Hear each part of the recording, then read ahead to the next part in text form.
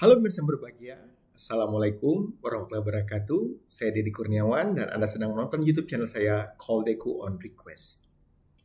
Video kali ini adalah video kedua dari seri Moodle ala Deku, di mana saya akan mencoba untuk mendemonstrasikan dan mempresentasikan langkah-langkah sistematis saya dalam mengembangkan blended learning berbasis Moodle ala Deku. Pada video sebelumnya kita sudah menjelaskan secara tuntas apa itu Moodle ala Deku dan bagaimana langkah-langkah saya dalam pengembangan blended learning secara umum. Nah, kita telah menjelaskan pada video sebelumnya tentang sebuah model yang akan saya ikuti dalam pengembangan sistematis ini yang saya sebut sebagai hourglass model, di mana langkah pertamanya adalah conceptual phase yang terdiri atas tahap desain instruksional dan desain blended learning. Nah, akan tetapi sebelum kita bisa mengembangkan blended learning berbasis Moodle, kita memerlukan suatu contoh mata kuliah sebagai contoh konteks pengembangan blended learning berbasis Moodle. Nah, ini akan membantu kita dalam skenario pengembangan yang akan kita lakukan. Dan Anda tentu saja bisa mengikuti langkah-langkah ini dengan kelas Anda masing-masing. Maka pada video kali ini saya akan menjelaskan tahap yang saya sebut sebagai tahap 1A, Instructional Design, yaitu sebuah tahap awal pengembangan blended learning yang ditujukan untuk menyusun kerangka instruksionalnya yang akan nanti memandu keseluruhan proses pengembangan. Ada satu moto saya yang selalu saya sampaikan kemana-mana, yaitu pedagogy first, technology later, di mana penting bagi kita untuk memahami konsep pedagogis, bagaimana menyusun kerangka pedagogis pembelajaran, baru kemudian kita mendukungnya dengan teknologi. Oleh karena itu, dalam tahap ini kita akan mencoba untuk menjelaskan kerangka instruksionalnya terlebih dahulu. Ini adalah kerangka desain yang sedang saya jelaskan pada video sebelumnya. Ya. Nah, maka tahap pertama kita 1A yaitu adalah instructional design. Sebagai suatu konteks penjelasan awal, saya akan menjelaskan ini dalam satu kerangka. Saya memvisikan pengembangan suatu mata kuliah di perguruan tinggi, di mana blended learning adalah sebuah arahan kebijakan pembelajaran di perguruan tinggi. Jadi memang di perguruan tinggi itu didorong supaya kita mengembangkan pembelajaran dengan menggunakan blended learning sebagai kerangka. Mata kuliah akan saya pilih adalah sebuah mata kuliah bahasa Inggris ya, sebesar 2 SKS sebagai suatu contoh skenario. Dan tentu saja dalam pengembangan ini konteksnya adalah kita mengacu kepada kebijakan dan peraturan yang berlaku. Dalam hal ini kita akan mengacu pada aturan-aturan pada SN Dikti. Ya, secara umum kita akan menggunakan kerangka kebijakan ini sebagai landasan dalam pengembangan. Ada dua poin yang harus saya jelaskan di awal. Pertama tentang standar proses pembelajaran. Ada sedikit perubahan paradigma dalam proses pembelajaran. Jika pada standar sebelumnya, Permen tahun 2020, mata kuliah itu dikembangkan dan dilaksanakan selama 1 semester yang biasanya dihitung dalam jumlah 16 minggu perkuliahan, di mana satu sesi perkuliahan per minggu itu dilaksanakan totalnya selama 170 menit yang dibagi menjadi kegiatan pembelajaran inti 50 menit, tugas struktur 60 menit, dan kegiatan mandiri 60 menit. Nah, ini adalah paradigma lama.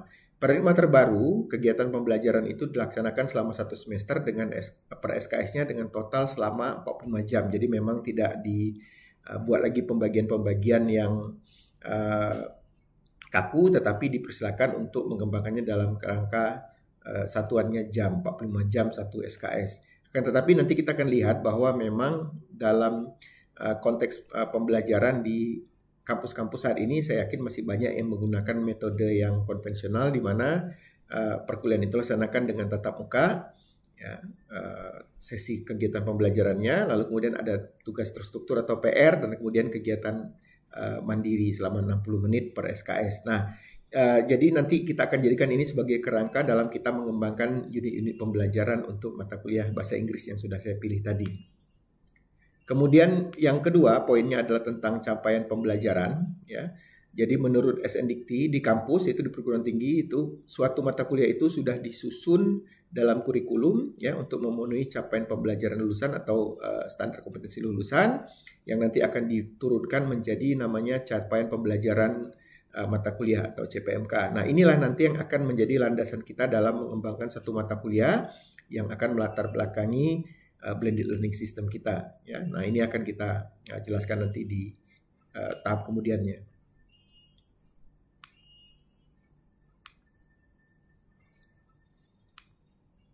Nah, sehingga tujuan video kita kali ini adalah untuk menjelaskan konteks desain dan pengembangan blended learning. Kita sudah jelaskan tadi konteksnya.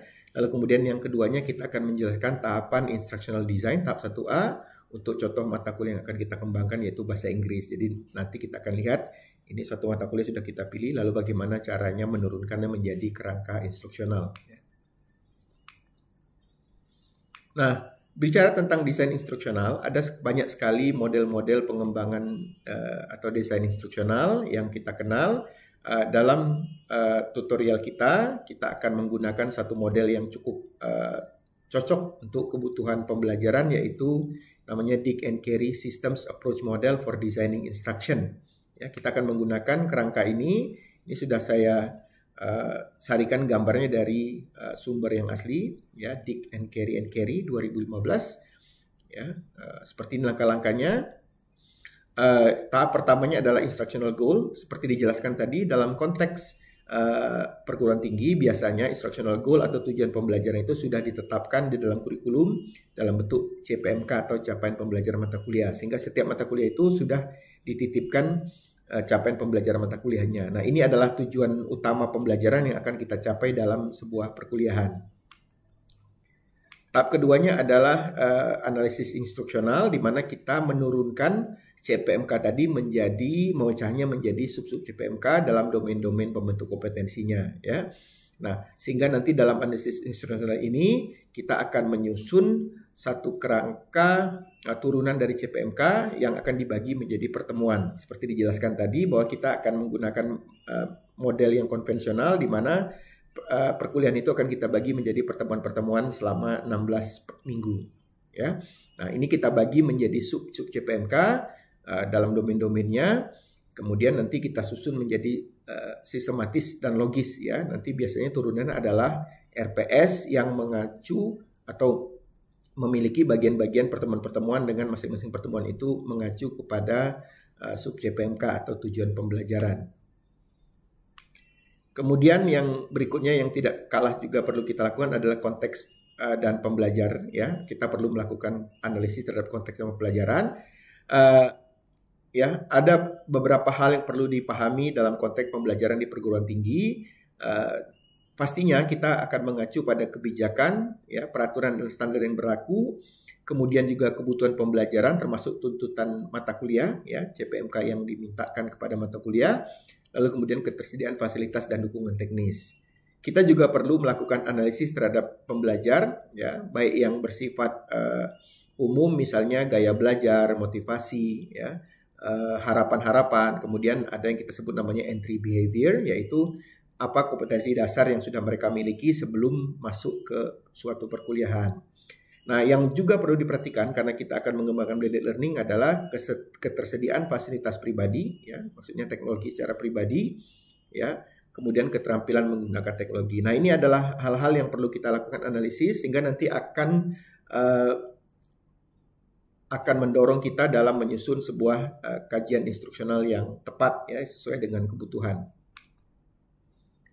Tahap berikutnya adalah right performance objectives. Ini adalah tahap dari formulasi tujuan akhir pembelajaran pada setiap tahap. Jadi CPMK tadi sudah kita bagi menjadi langkah-langkah, ya, baik berupa prosedural, hierarkikal dan lain-lain atau topikal, ya.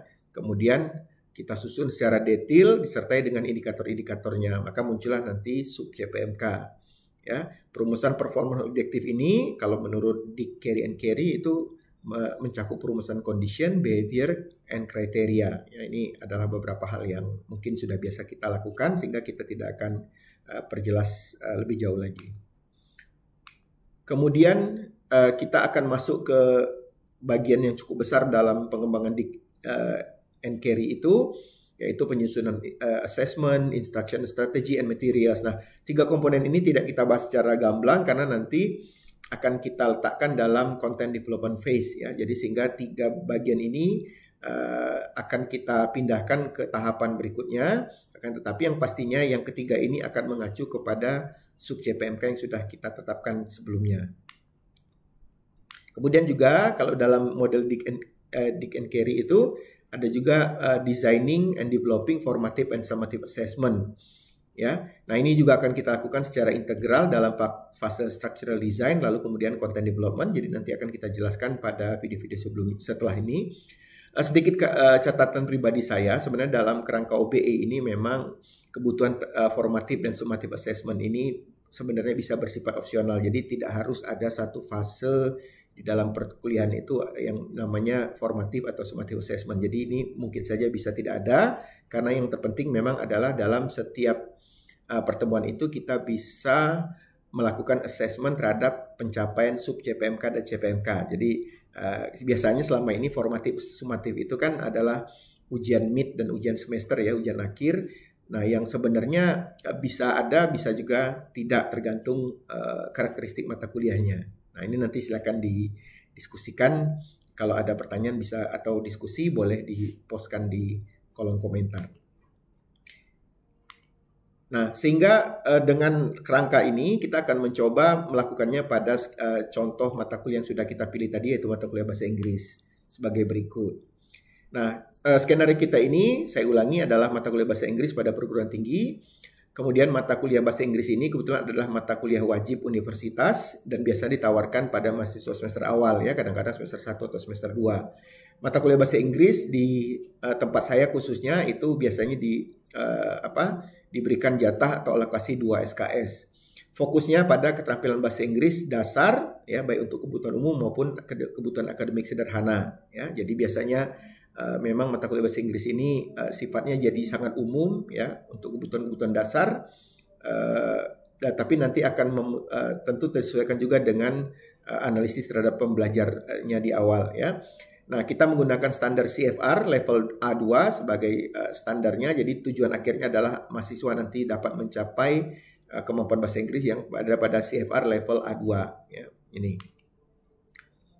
Oke, sehingga kalau kita rumuskan tadi langkah-langkah yang sudah dijelaskan dalam skema tadi, kita akan melakukan pertama namanya instructional goals ya, designing instructional goals, merumuskan CPMK. Nah, CPMK-nya tentu saja seperti saya katakan tadi biasanya sudah dimandatkan oleh kurikulum ya. Nah, ini adalah contoh bagaimana cara saya merumuskan CPMK ya pada mata kuliah ini. Misalnya ya, saya beri contoh misal karena Anda juga bisa mengembangkan CPMK-nya sendiri ya, tergantung konteks masing-masing.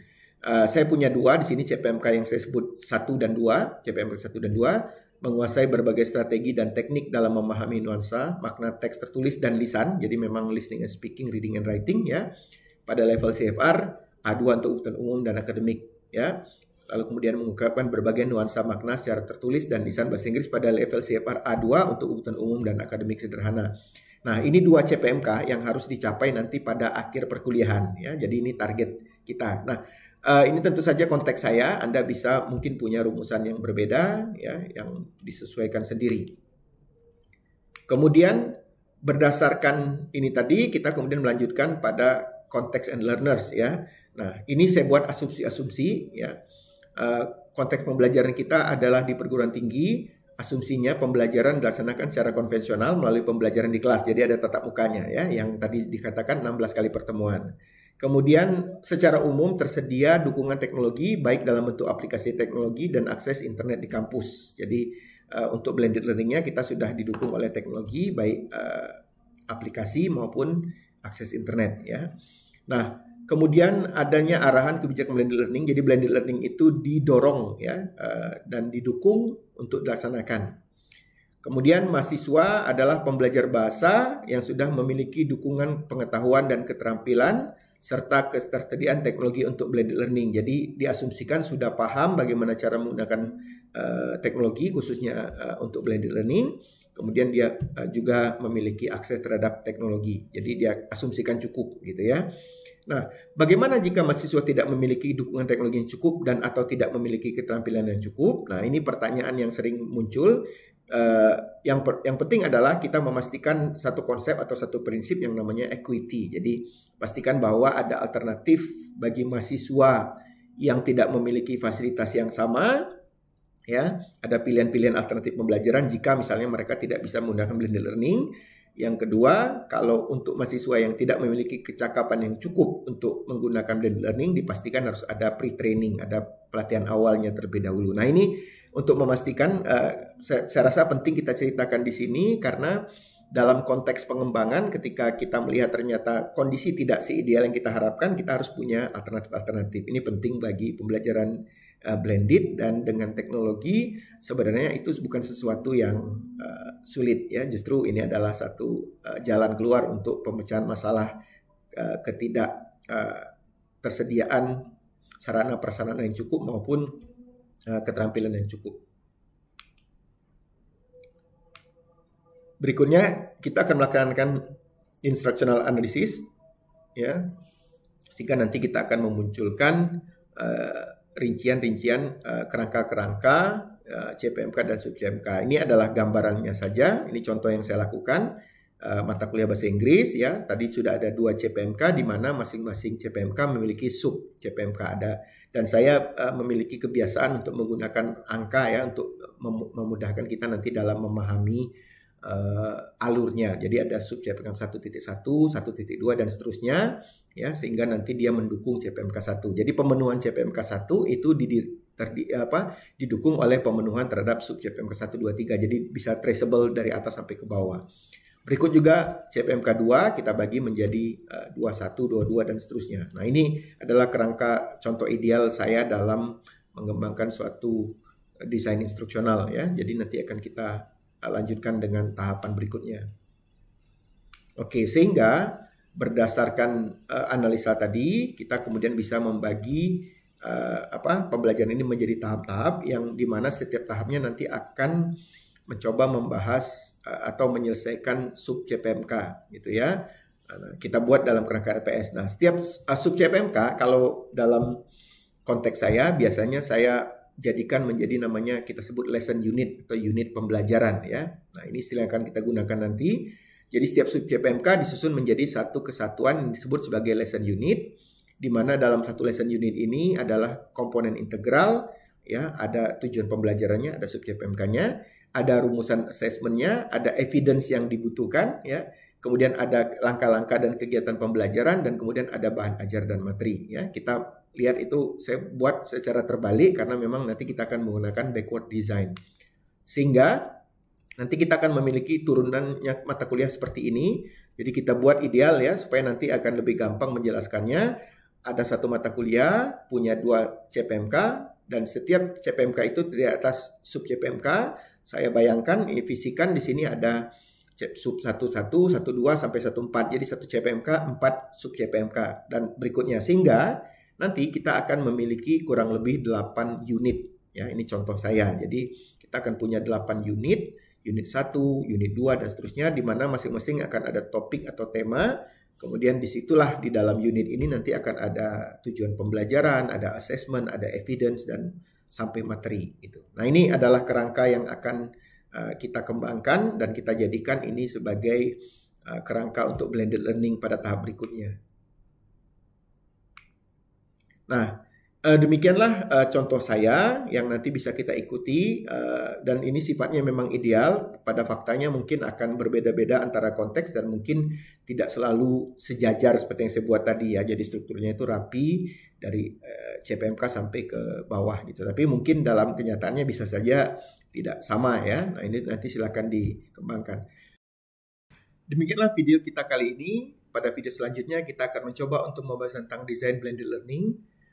Bagi Anda yang ingin mengikuti tutorial ini dan mengembangkan langsung mata kuliah berbasis blended learning-nya, maka silakan lakukan analisis terhadap RPS yang telah Anda pilih pada video sebelumnya dan kemudian susun menjadi kerangka mata kuliah yang kita nanti akan bagi lagi menjadi lesson unit seperti yang sudah saya demonstrasikan pada slide sebelumnya. Jangan lupa untuk like, share, dan subscribe YouTube channel saya, Koldik Educase. Hidupkan notifikasi sehingga nanti Anda akan mendapatkan update setiap saya mengupload video terbaru saya. Dan kita akan menyaksikan video saya selanjutnya, insya Allah pada Sabtu minggu depan. Terima kasih sudah menonton video saya sampai ke ujung. Saya Deddy Kurniawan. Assalamualaikum warahmatullahi wabarakatuh.